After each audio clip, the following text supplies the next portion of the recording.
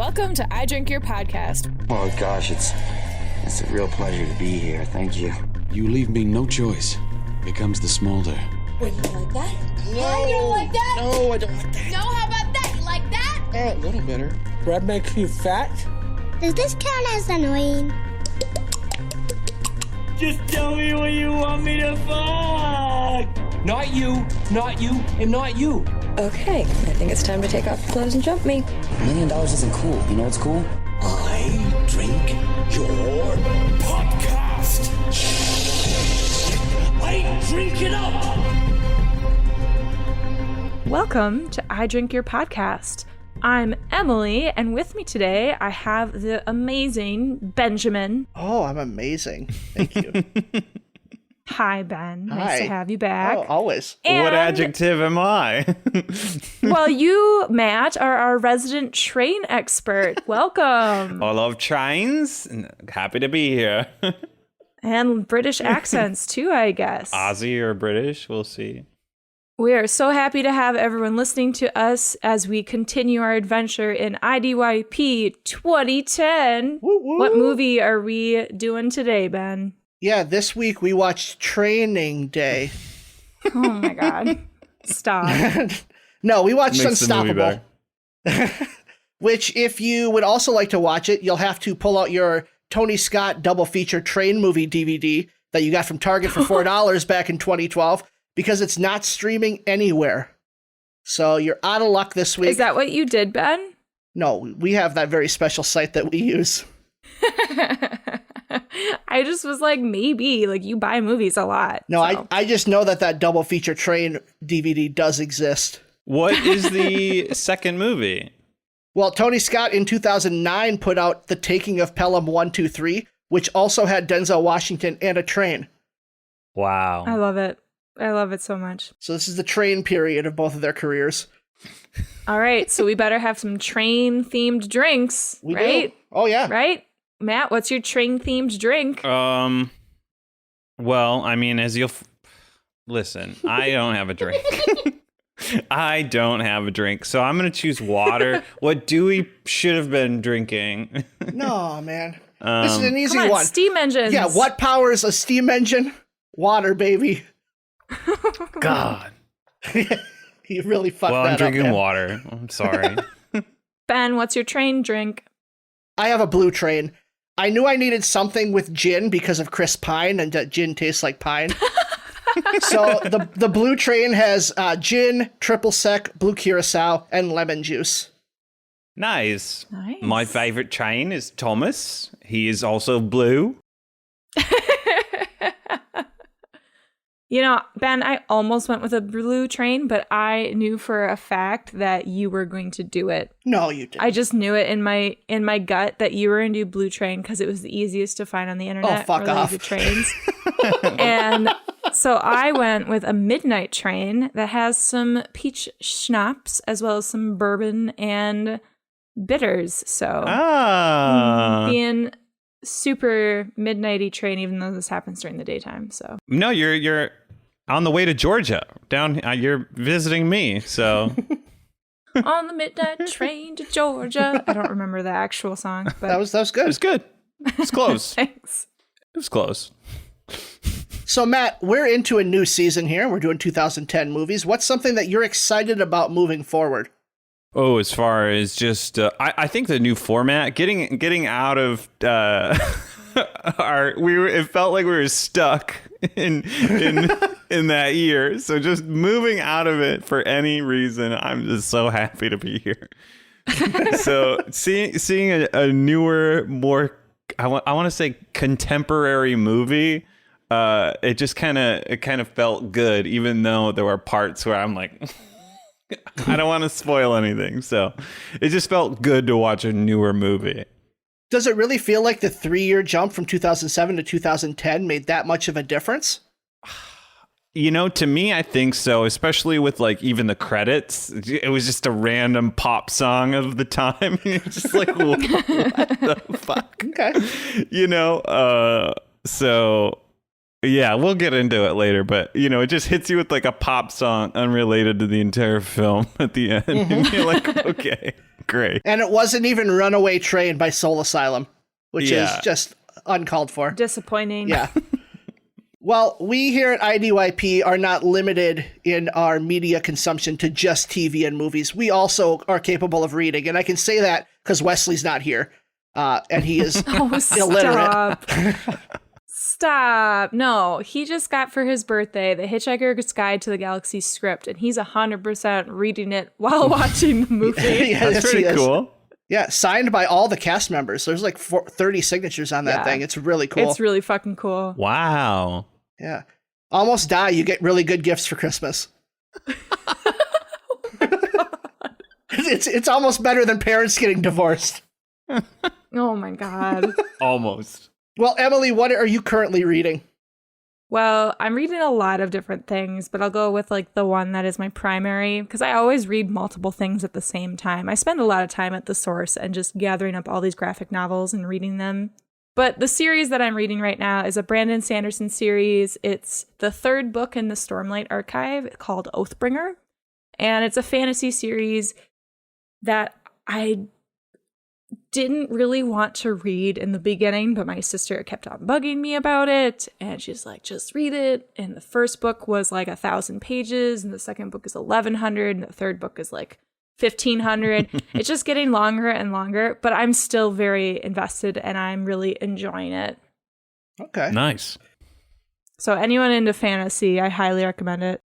They do have some really interesting female characters, and I wasn't expecting that because the first book I didn't feel like did them justice at all, but the second and third book have gotten a lot more interesting, and the magic system is really cool. Brandon Sanderson's books always have really interesting magic systems that play with physics and play with like different things you don't expect. And you should start with the first book, right? The Way of Kings. Yes, okay. You should start with The Way of Kings if you're going to read it. Okay. But I don't think Matt will. Just double check it. Maybe. Maybe. So Ben, I know you're not reading any fantasy right now. How do you know that? Because I bought you a fantasy book and you didn't read it, you bitch. You're right. So even though I do read, I read about TV and movies. So I grabbed the new Tinderbox, which is the oral history of HBO and all of the background stories of its inception. Tinder? Not Tinder, no. Tinderbox is the story of Tinder. Maybe, I don't know. Emphasis on the oral history. No, but it's really good. It does the thing where it just compiles a bunch of interviews with people into a narrative of like how it started, and then stories behind the scenes of your favorite HBO shows throughout history. So starting with the very beginning of it, starting as a cable company and moving all the way through most recent shows like Euphoria. Man. What was the first one they kicked off? The first show? Well, I mean, their first major thing was doing boxing. So before they even did live shows, they did sports. Oh, so really, I'm only through like the 70s or 80s because it's a long book. It's like 1,000 pages. Oh, okay. Sheesh. But yeah, boxing, the Thrilla in Manila, the Rumble in the Jungle, those major fights, those were aired on HBO.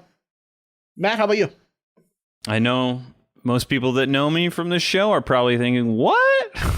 Reading? Yeah. So last time I was on, I was talking about watching The Expanse, the TV show on Amazon Prime, and I went and bought the first book. So, I'm almost all the way through, The Expanse novels. There's 9 of them. The first one's called Leviathan Wakes. So, it's fucking You're almost dope, done with man. the first one. Yeah, almost done with the first one. I swore you said you're almost done with all of them. And I was like, no. Okay, man. That's why you confused me earlier. You're like, where can I go? I was like, where are you? Yeah, because if there's 9 books, you got to think that the TV show is kind of compressing a couple, right? Right. Or they're leaving off, or I don't know what they're doing. So I'm kind of interested. Well, you'll have to keep us posted with how far you get into it. For sure. Maybe by the time we do 2019 on this podcast, you'll be in the 9th book. Maybe. It's interesting when you know what happens too. You're just like, it's more like depth, and more like interesting sort of details. They weren't vomit zombies like on the TV show, and in the book they're vomit zombies. They are. So. Oh gosh. Okay, that'll be interesting to see how they do that when I watch the show. Actually. Yeah. Well, this week we did watch Unstoppable, which was nominated for 1 Oscar for sound editing, and currently sits at 87% on Rotten Tomatoes. So, what?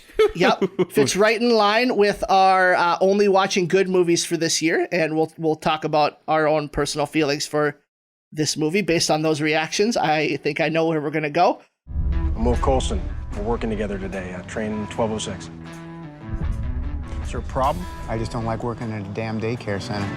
I don't like working at a retirement home, so. All right. This ain't training. In training, they just give you an F.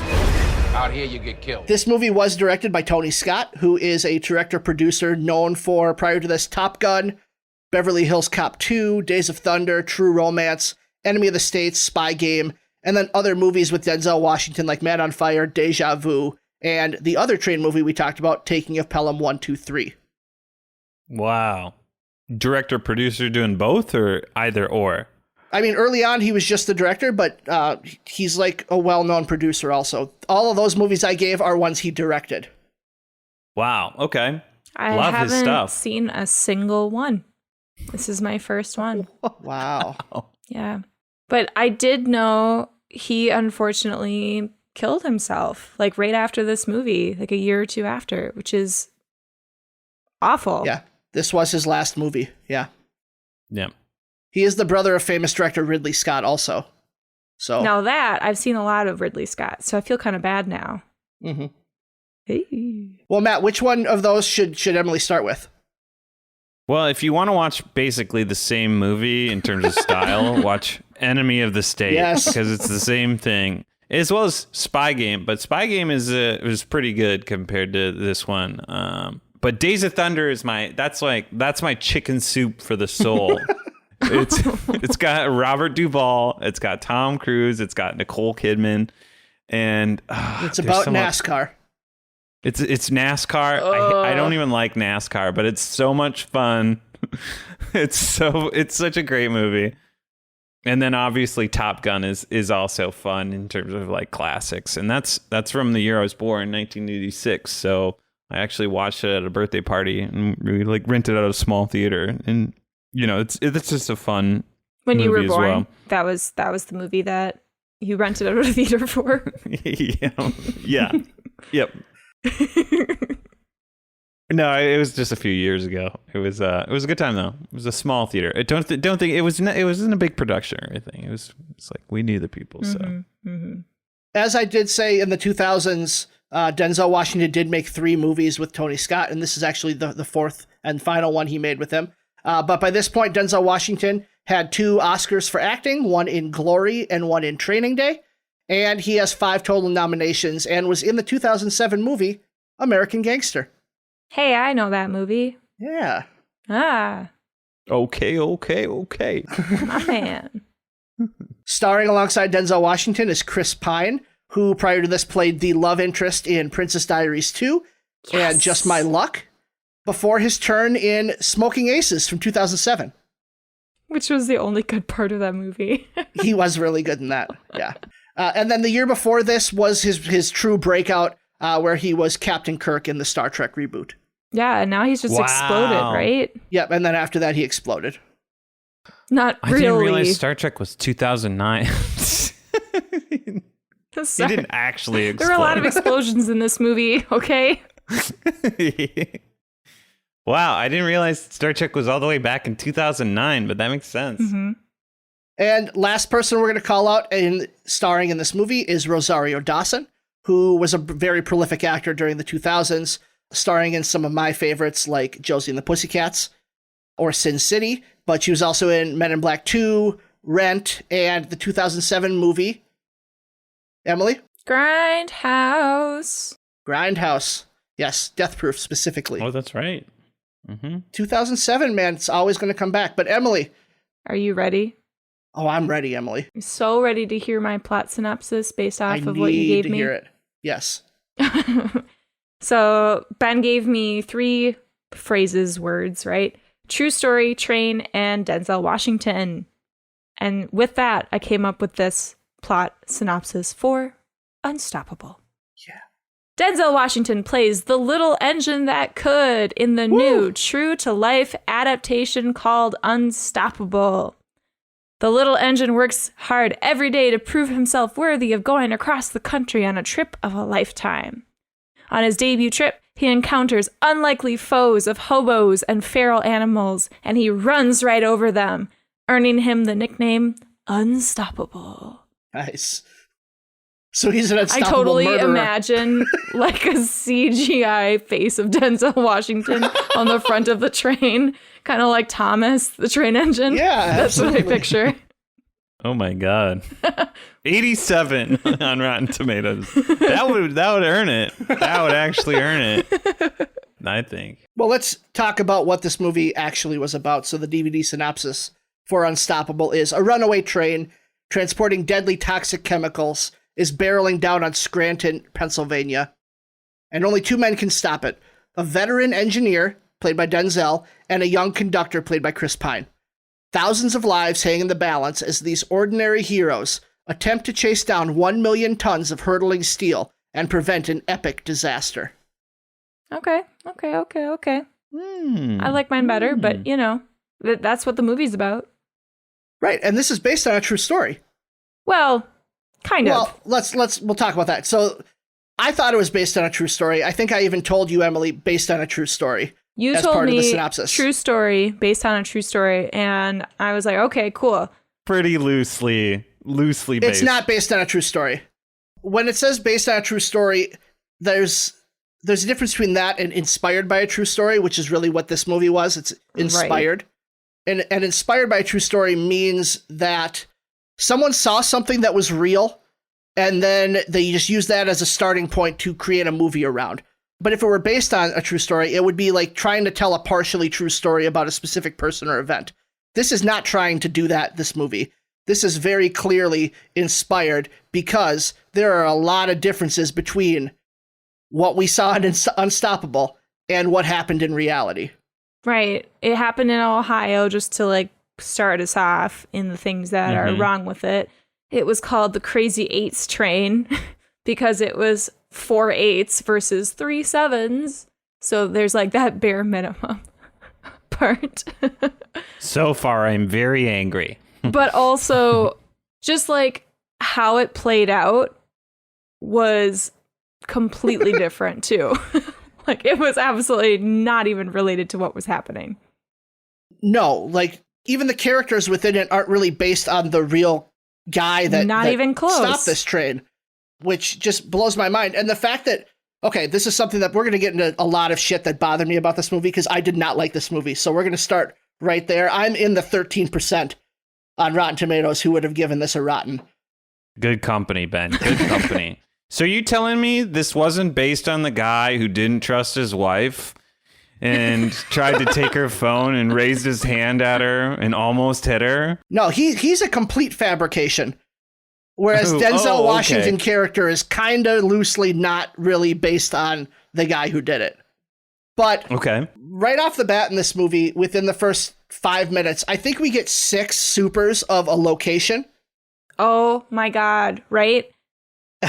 And if this didn't actually take place in this location, why are we pointing out these locations so frequently? Like it doesn't matter. And it just made me mad when I found out that this was so loosely inspired by this true story. And especially when the normal moviegoer isn't going to know the difference between this tiny town in Pennsylvania and this tiny town in Pennsylvania to know like distances. It didn't fucking matter. It was just like, here are all these places that aren't going to matter in the long run. Yep. Yeah. All you needed was the S-curve is what you're saying? Yes. And that's the plot device. And I think those supers just emulate Enemy of the State and Spy Game. So like that's just his style and that's what he was comfortable with, you know? But he didn't need it, you know? Right. 100% he didn't need it. It's just, you know, that's, I'm just saying, you know, that's what you get, I guess. He's like, the supers stay. Well, and there's another thing that he does at the end of this movie, which is something you do in a based on a true story, but not in an inspired by. Oh my God, are you talking about where everyone was at the end of the movie? Oh my God.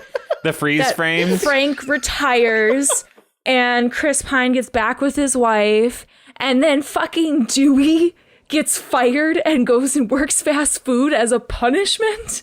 Yeah, not even goes to jail. He kills another train conductor through pure negligence. He just gets to work in fast food. Those character updates just hurt my soul so bad. Like I was literally screaming at the TV, like, no, none of you are real. I don't care. Because this movie doesn't even do a good job of trying to establish who these characters really are, other than just kind of archetypes of like the old grizzled vet who's on the edge of retirement, the new rook who's training. Yeah, it baffled me why they wanted to go that route. The only character in this movie I cared about was the train, and I didn't get an update on the train. Like, did they decommission it? Is it still running? Did it ever do this again? Yeah, there's not a lot of depth with any of the characters. Denzel Washington's daughter's working at Hooters, and then when the cutaways happen at Hooters, it's just like trance music, like EDM electronic music. like sorry, Dad, I'm at work, and like there's that EDM going in the background. Ugh. That is one of the things that is based on the guy who actually stopped the train. Is that his daughter's worked at Hooters? Wow. Yeah, Matt. How do you feel about that now? One of the few details that earned the right to be in this movie. Well, let me just say, that's first of all, Ben, that's awesome. And Emily, I would like to say, I don't think they portrayed Hooters that well. I think they didn't give an accurate depiction of what an experience at Hooters is like. Oh, yeah? You want to give us that depiction now? Well, it's not a dance party. I'll tell you that much. It's a lot of middle-aged men going in there and pretending they like food and testing out their inappropriate jokes for large tips. So, Matt, do you count as middle-aged now? Fuck. I didn't realize we were bringing on our resident Hooters expert today. Yeah, tell us more about the train, Matt, please. I can't even remember the last time I've been to Hooters. Right. I'm serious. I feel like it had to be at like Hollywood Boulevard or something like. That was probably with me. Right. Yeah. Yeah. You tell us about Hooters, mister. I've been to Hooters once. We went to Hooters in LA when we were just there to get a true LA experience, you know, because the Hooters girls at LA have to look better than the ones in Minnesota. I have nothing to say about that. I don't know what's happening. That was our rationale, if you remember, Matt. That's why. That's not our rationale. I remember being overwhelmed with Hollywood Boulevard and all its weirdness, and I was like, we must go take shelter in the nearest establishment, and it just happened to be Hooters. Yeah, right. And it felt normal in there. So I don't know. I have no idea what Ben's talking about. Another thing that was different about the real train and this movie train is that the real train was only going 25 miles per hour instead of the 70 or 80 that it was depicted in the movie. I mean, there were moments when it got up to like 55 or something in the real train, but it always like on average was 25 miles per hour. Am I mistaken in that? I thought I read that. You might be right. I didn't come across that fact, but I wonder what would cause it to accelerate and decelerate like that if it got up to 55. Gravity. Idiot. Okay. Usually trains don't really do major hills. That's why they build, tunnels through mountains to get the trains to where they need to be. I don't fucking know, Ben. It's probably gravity. I don't read. It's got to be gravity. But yeah. Shit, what was I going to say? It's probably not important. Derailed. Matt has derailed our conversation. Thank you, Matt. I don't know. If it was going to be so far off from what happened, why didn't they just like make a terrorist and like it's like intentional, Like, let's go all out if it's going to be loosely based on a real story. You want to make the train a terrorist, like a sentient train? Yeah. Yes, I want to make the The train is the bad guy, and they have to go fight the bad guy. No, you get like a Hans Gruber, right? And he's like, sure. You stole my pension. And then he's like, I'm going to send this into Stanton where all of the people I hate live. And, like all of a sudden there's larger stakes. Yeah, or Speed. The train blows up if it slows down. Like, come on. Something. Give us something. Hang on. I got to back us up because I swear Ben said Scranton, Pennsylvania, and then Matt said Stanton. I'm very confused because isn't Scranton definitely Stanton from The Office? I'm telling you right now, the back of the DVD definitely said Scranton. Oh my God. No, that makes for a different movie now. That's wrong. Yeah. Somebody take the Office theme and put it to the train speeding out of control through towns and barreling through cars. And I mean, that's absolutely what I thought was going to happen as soon as I found out it was in Pennsylvania. And I was like, oh, okay, we're just going to barrel through the office, I guess. Dwight comes running and chasing down the train, trying to catch it with his own weird plan. Tell me how that goes. Probably a lot better than this movie. Well, it's a way better way to stop the train than what they tried to do in this fucking movie. First off, the explosions that they had in the movie just didn't seem to make sense for what was happening with the train. I don't know. It seemed unnecessary. Which ones? There were multiple Which explosions. Ones, there were multiple explosions, and not just explosions, but just the train running into things and things. Like you said, Ben, it going 70 miles per hour seemed so unbelievable. Mm-hmm. It was dumb to me because trains go pretty slow in general. Yeah, the shots of the train too, like it looked slow. You know what I mean? And I thought, the opening montage of the train in the train yards with all the trains parked, I thought he did a really good job with some. I think it was like extended shutter filming he did. He basically did like a Saving Private Ryan sort of effect. And he was making the trains look like they were going fast, but they're all parked. And it was just like sort of this interesting effect. But then it would cut away to like sometimes there were cop cars chasing along it. And it's like it was going so slow. It was supposed to be going like 70 or 80 and it was going so slow. Maybe that's where I got the speed from. 55 miles per hour. I remember that was how fast the train was going while they filmed it. That could be. That's makes probably more where sense. I got that from. Yeah. So one of the non-explosions, and I really wanted this thing to explode, is the train kind of barrels through like a truck full of horses. Right. You remember that part? The trailer with the horses? Like, I know it doesn't make sense to explode there, but I wanted an explosion there. Like, I was begging for just gratuitous horse action parts at that flying? point. No, I'm glad the horses are safe. Just where the horses lived that it exploded. Right, the little horse stable. Horse house. What do you call those? The horse carriage that they haul around horses. Horse haulers. Horse trailer. Yeah. Somebody tell us what the words are. I would have loved in the credits if they told us that the horses were okay at the end. We get a character update. This horse went on to win the Kentucky Derby. Yes. Anything. Can we talk about the lack of character development? Please. Matt already alluded to it, but this train is going 70 miles per hour in the movie, right?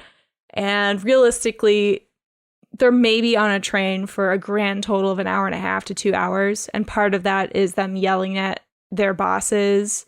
Mm-hmm. And so I'm thinking realistically, the amount of time they have to bond to get to my daughters work at Hooters and I'm retiring. And, I'm an abusive husband that is also a stalker and threatens police officers, who's now a hero. It just doesn't seem to happen, like, very naturally. Yeah. Right. If your marriage is going poorly, just go save a train barreling out of control and nothing else matters. That's literally what I wrote down, Matt, is if your marriage is bad, become a hero. Do something heroic, save a train. But that Chris Pine stuff just came out of nowhere. Like, they had hinted a little bit at strife, but they didn't really say that it was with his wife. Like, it could have been like kid related also because they had his kid in there for some reason. Right. And then all of a sudden they dropped this bomb on us that like Chris Pine is just like this psychopath. Yeah, he's actually a really bad guy. Right, it sounds like. Oh my gosh, terrifying. It was so fucking weird, and I just didn't know why they brought it up. I don't know. They decided that Frank's wife dying from cancer is on par with what was Chris Pine's name in the movie? I don't even remember. Anyway, whatever. Just call him Yellow Vest. Yellow Vest. Fucking threatening someone who was not even involved with anything related to it. Just like, why? What was the point of that? And who in their goddamn mind thought that that was a smart idea? But again, they're trying to connect them over an hour together. Like that shit doesn't happen that quickly. Be like, oh yeah, I'm trying to get my wife back, but I almost hit my wife. And my restraining order got longer. If anything, like, his marriage could have been going great, and then the stakes of trying to save her in the town would have been just as good, if not better. Yep, absolutely. You know, he didn't need to raise his hand at his wife or do whatever that scared her. And then, like, you know, when Frank said, "Did you hit her?" I was like expecting him to say, like, "Yeah, of course I did." Like, you know, he was such a bad dude, and I was just like, fuck it, let's lean in on this bad movie, you know. let's see where it goes. I did like the revelation that Denzel was forced into retirement. I did think that at least played into a little bit of character drama with, like, why he's doing this. And I don't know, it just made that scene with the head of the train company and the decision to, like, not let him go save the train. I thought that allowed for at least an interesting dynamic between those characters. Yeah, I think so too. One of the few. Uh-huh. I think I also liked the drama just between Rosario Dawson's character and her boss.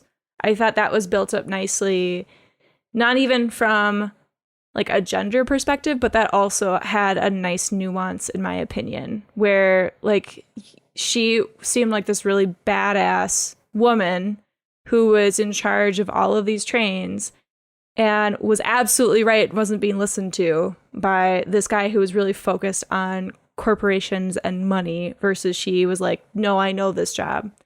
Didn't like the freeze frame at the end where she's like, now she has his job, because I was like, okay, whatever.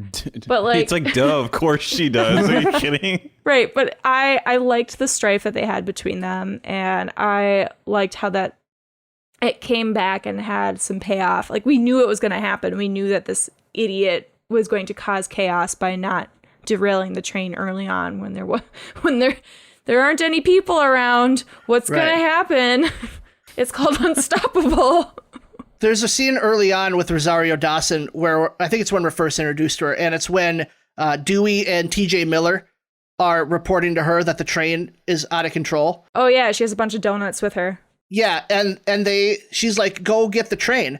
And they're like, oh, she's such a ball buster. And it's like, for asking you to fix your fucking mistake? Like, what are you talking about? Right. Just a very hackneyed way of trying to identify a character archetype for her. Mm-hmm. Right. I thought it was also good for her to, when Kevin Corrigan, the safety inspector, showed up, I thought it was cool that she listened to him when he was like sort of butting his nose in, and it showed that she was willing to be a better boss than her boss was. Does that make sense? Yep. Yeah. Because he didn't listen at all, and then she was able to like be like, I'm gonna take advice from somebody who knows their shit, and then she did it. And I mean, otherwise that character is like, what's he there for, right? He's just there while the kids, all like 150 kids, almost die in like a head-on collision or something. My like, God. They try to stop this train in multiple ways. Which was the stupidest way to you guys? Shooting at the fuel tank. Yes. Shooting at the fuel tank where the what was it? The engine off button was right next to the fuel tank. Yeah. I put down in my notes, if this weren't real, this would have taken me right out of it. And then I found out that didn't happen, and I was like, no, fuck you. That is not. Oh my goodness. Oh my God. I love that the guy was like, okay, fire, go now. And then he was like, oh shit, no, stop. And they aren't stopping right away. That was prime. Just beautiful. The other one is where they try to do the trains in front, and it tries to like slow down in front of the train. That when the conductor dies, that caboose. Yeah. And the front of the train and the back of the caboose are literally touching, and a guy could just like literally walk from one to the other. But instead, they're having a guy chopper to the top of the train, like instead of just walking on. And when he gets knocked out and is just dangling there, like a sad little puppet, just. Yeah. And then we get a character update on him that he's okay. Yes. Come on. The characters whose face we can't see. There's a shield covering his face. You know, he doesn't get any lines. And they're like, in the credits, they're like, hey, this guy was safe and fine. It's like, what the fuck? Fuck you. But no one cares about Judd's family because, you know, he died. Right. Exactly. Fuck. The one person that died in this movie. Judd was murdered by a sentient out-of-control train. Okay. Oh, dear. Love that take. What was with the news chopper flying like 25 feet above the ground the entire... like, that's so illegal. Like, that news helicopter needed to be at least like 500 feet in the air. I just kept on being like, how is nobody saying anything about this? Took me right out of it. I mean, the entire movie, they're talking about how they're worried about this S-curve. And then they literally go through the S-curve at full speed and nothing happens. They weren't at full speed. It was still like 40 miles per hour. But still, yes, I agree. It was super dumb and I hated it. And then the train pulls a wheelie. Right. Can we get into the battle already? I wrote a letter to someone that I felt needs to be addressed in this movie. Can I read my letter? Is that okay? Yeah, sure. Dear train host of the kids' field trip. You're completely undermining all of the work that I've done with my students this school year. I take my students on field trips so that I don't have to teach and can enjoy a little bit of a break. And yet, to my already screaming children, you are telling them that you can't hear them, encouraging them to be even louder than they already were, which was already a voice level 4. Thanks so much for that. My headache that started back in September really needed that. On a day where the railways lost a runaway train, you were somehow the most inept worker in the greater Stanton area. Maybe if this job doesn't work out, you can get a job at Starbucks where you will undoubtedly fuck up my order and ruin my life even further. Sincerely, annoyed teacher. Wow, Ben. Jeez Louise. You got me deep. That was definitely how I was feeling too. Who the fuck makes children scream like that? They were already screaming. Like I know. Tony Scott does, apparently. He's like, 3 different times. He cuts back to them screaming. Yeah, that's the cross cut though. That's how you build suspense, you know? They're like, hey, here's the runaway train, and then here are the stakes, all these children that could die. But they were screaming, so we were like, maybe they deserve it. You know? So this movie needed some dead children. In fact, we're jumping straight to my weird. Those kids on the field trip, we don't ever see them again. I was going to say the same thing. Why don't we see them again? I'm owed at least one dead kid in this movie. It better be, I forgot his name. Chris Pine's kid.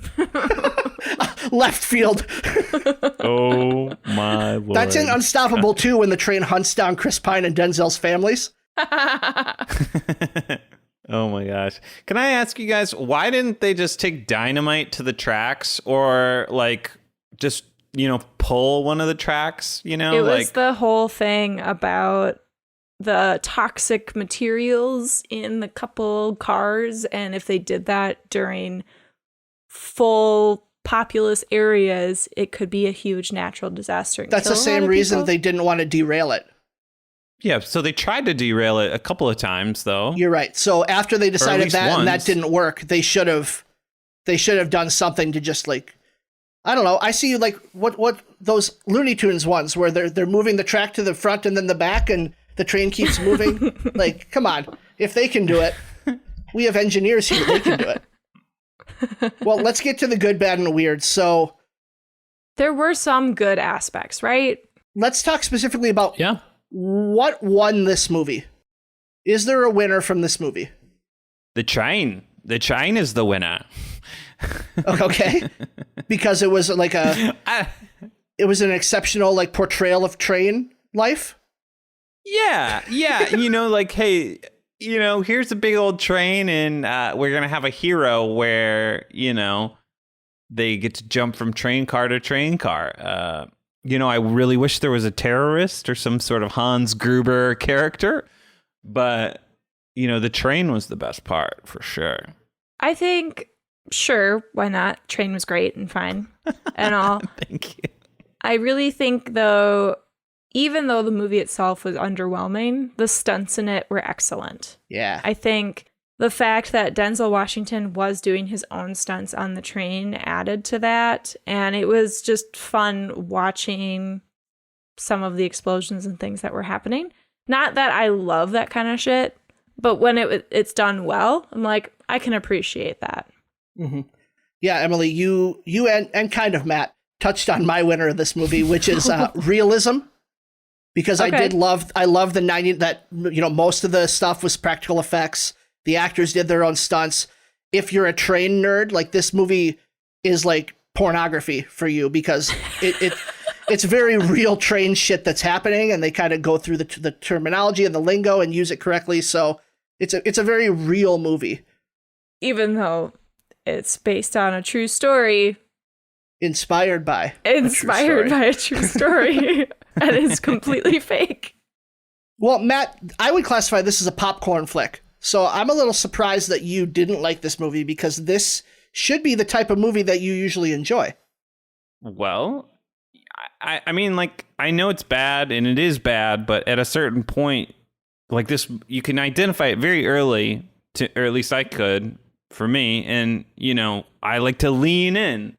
And when this movie went with that credits scene at the end where it just checked in on everybody and told you how everyone was doing to like a song that was unrelated, I like burst out laughing. So I feel like it is sort of an interesting, easy watch.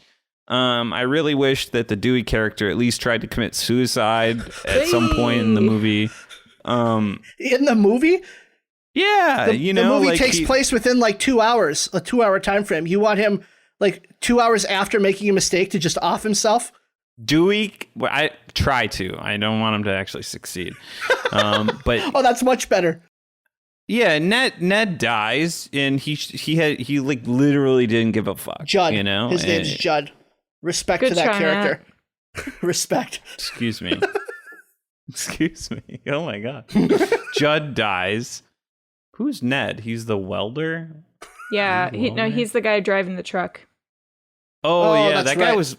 I did like that character too. The guy that's just like, hey, you know how everybody else has tried to speed alongside it with a car? You do it now and we're going to get it done. Like that was how they did it. I need eyes on that train. Okay, I'm going to drive real fast. I think under different circumstances of watching this movie, if I knew that it was just a popcorn turn off your brain type of watch, I probably could have gotten behind this movie, but watching it with the knowledge that we're trying to watch the best movies of 2010, and then this movie comes up, it's like, what the fuck? Yeah, I could get on board with that.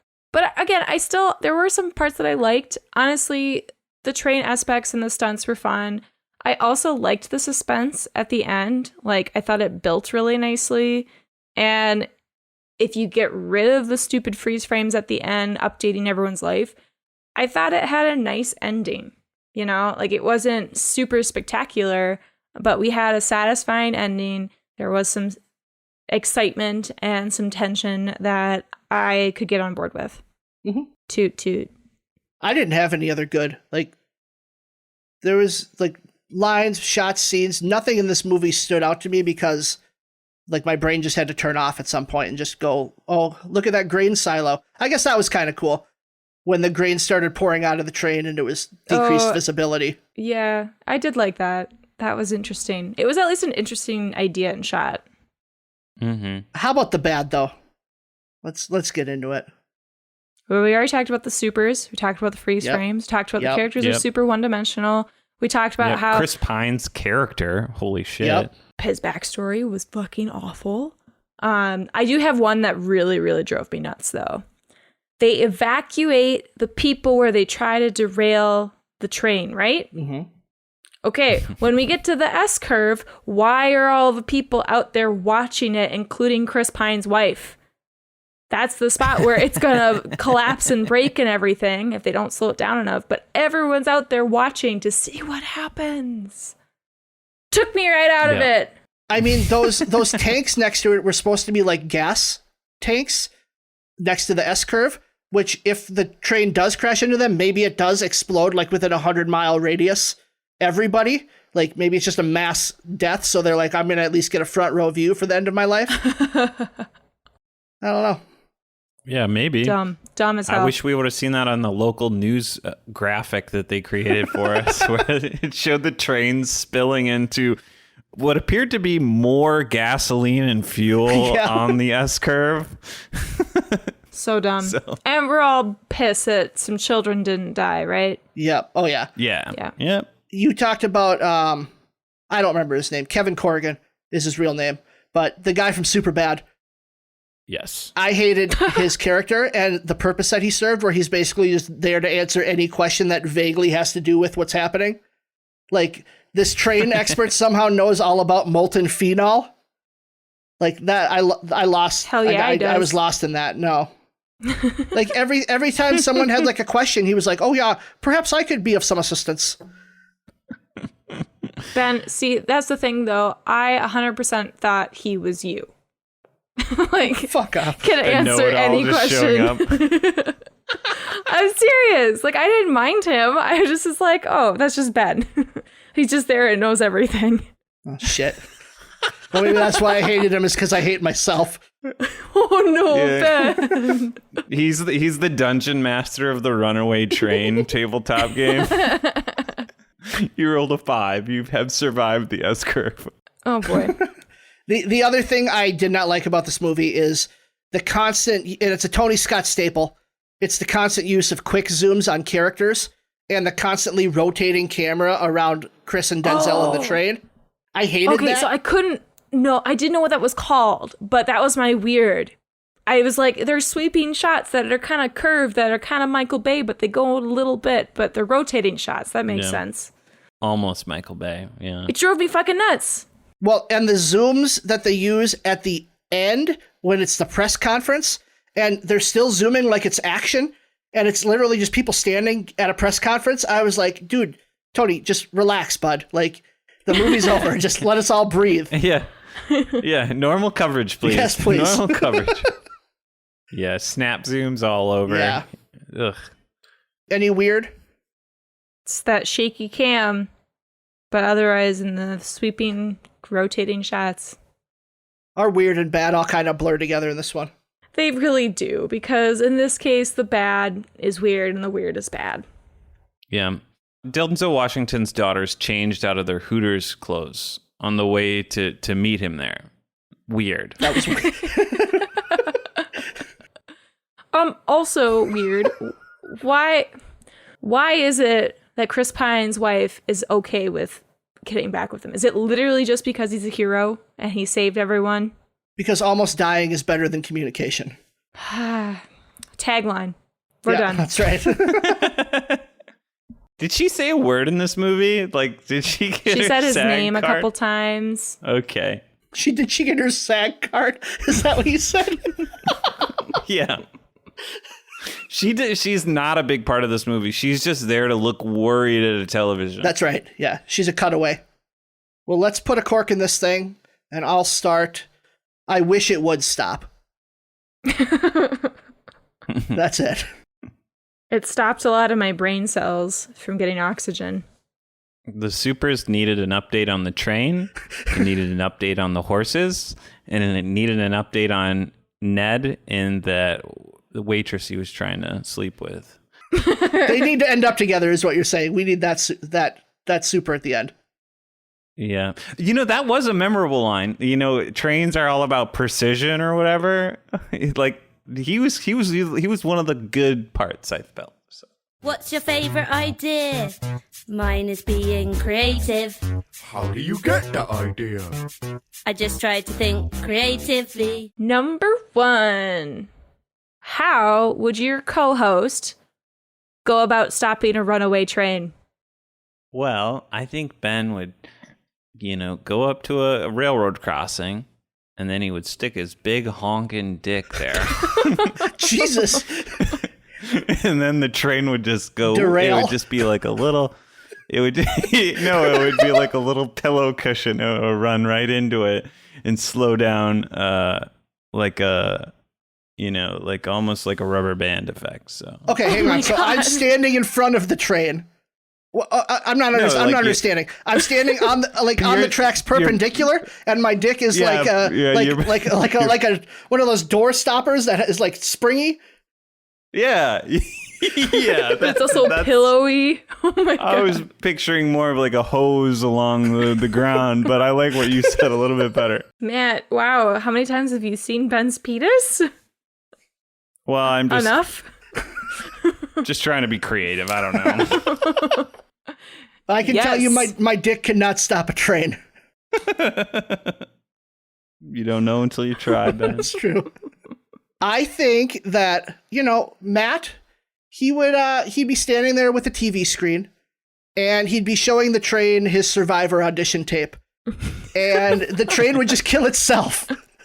Oh, wow! Oh my goodness! Okay. How does it? Wait. So I'm sitting there with a portable television, Say Anything style, that's right, above my head, my Survivor audition tape, and how does the train kill itself? Does it just the engine blows up? Yeah, it just combusts. It just is like it chugs internally. To a stop? Well, I mean, it blows itself off the tracks because it's such a big explosion. Like, it wants to be done. All right, number 2. So let's say that this flammable molten phenol, right? That's what the toxic waste stuff is. It causes a huge environmental crisis because everything goes wrong. The train ends up being stoppable, but an explosive stoppable. Yep. I gotta know, what kind of superpowers are being divvied up in Pennsylvania from this massive explosion? I mean, I'm just excited for some of the Pennsylvania Dutch to get superpowers. Like, those Amish people have been too long without a superhero to defend them. And, he can melt zippers together so that they don't zip, because Amish people hate zippers. Right. And... You're going to get a lot better furniture, probably. That's right. Yeah, he does a lot with wood. How are Amish people getting in it? They're so far out of the city. It's good. I mean, a massive chemical spill like that? Crisis? Yeah. It's huge. Most of the people close by get exploded, but the Amish people get it all. That's right. Okay. Well, I think my folks would probably... they said it was used in making glue, so I think they all have the ability to turn into sticky people. So, that feeling you get when your hands are too full of candy? No, you probably don't. But if you did, you'd be able to stick to anybody and anything with the power of only the stickiness of Elmer's glue. Nothing crazy. You're not... It's not industrial strength, obviously. We're not talking crazy glue here. Yeah. So we're getting a lot of baseball pitchers with weird sort of screwballs. Screwballs. They're getting a lot of weird rotations on the ball. You're getting a lot of wide receivers who can't drop the ball after they catch it. The Steelers and Pirates both win the World Series and Super Bowl that year. Yeah. I hear you. Yeah. So they just very sticky is the superpower. All right, lastly, number 3. Can you please come up with a better punishment for Dewey other than him working for fast food? I mean, Matt's got failed attempted suicide, remember? Failed attempted suicide? He's got to be a substitute teacher for those kids that have been ruined, because that teacher is going to need a break, an extended break, because those kids are out of control now. They've unlearned everything.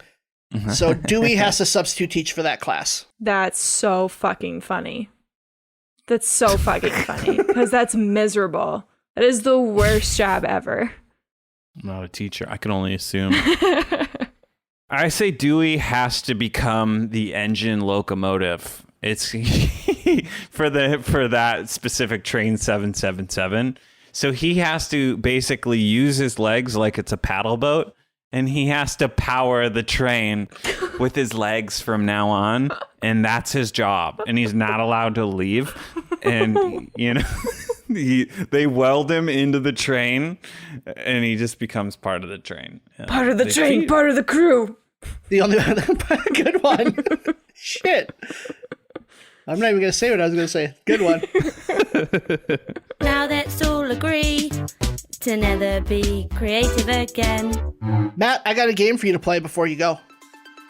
Shall we play a game? I despise guessing games. This great game. Makes you think and it helps your memory. Let the games begin. This game is called Unstoppable Forces versus Immovable Objects. So, you can't talk about one without the other, so I'm going to give you a famous duo, and you need to settle the debate on which would win in a fight. Okay. And, of course, these are my opinions. There is no science behind any of this. Here we go. Unstoppable Forces versus Immovable Objects. Okay, your first one. Who would win in a fight, Unstoppable Forces or Immovable Objects? Unstoppable Forces. It's right in the name, baby. That's correct. The Rock or Vin Diesel? Vin Diesel. Incorrect. Because he has family. No. Okay. Peanut butter or jelly? Peanut butter. That's right.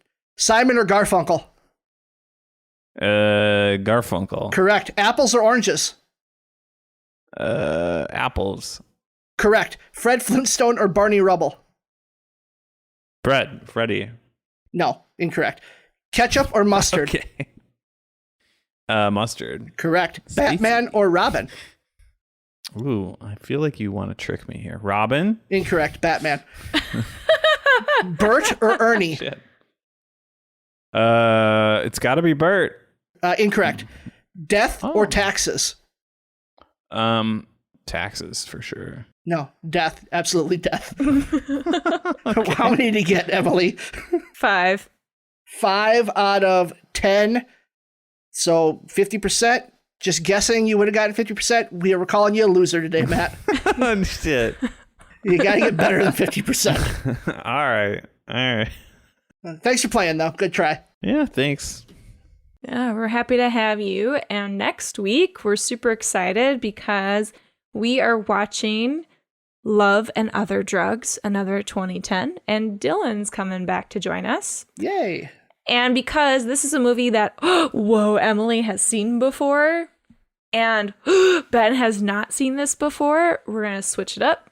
Ben is going to write a synopsis before he watches the movie. Are you ready, Ben, for your 3 hints? What are my hints? Give them to me. The 90s. Okay. Sexy scenes.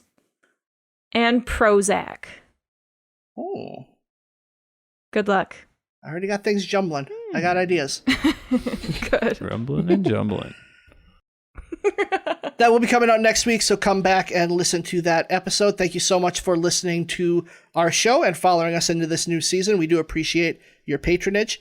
If you'd like to hit us up on social media, we're at IDYP_podcast on Twitter and Instagram, or you can email us at idrinkyourpodcast@gmail.com. And before we go, Emily, you have never done your Daniel Day-Lewis impression. Yeah, so we are making you do it today. We do want to hear it. No, you don't. No, you don't. Yes, I do. I drink your podcast. I drink it up. Oh, very nice. Very proper. Thank you. So I guess we say, yes, I do, to everything now. Yes, I do. Well, bye, everybody. Everyone. Bye.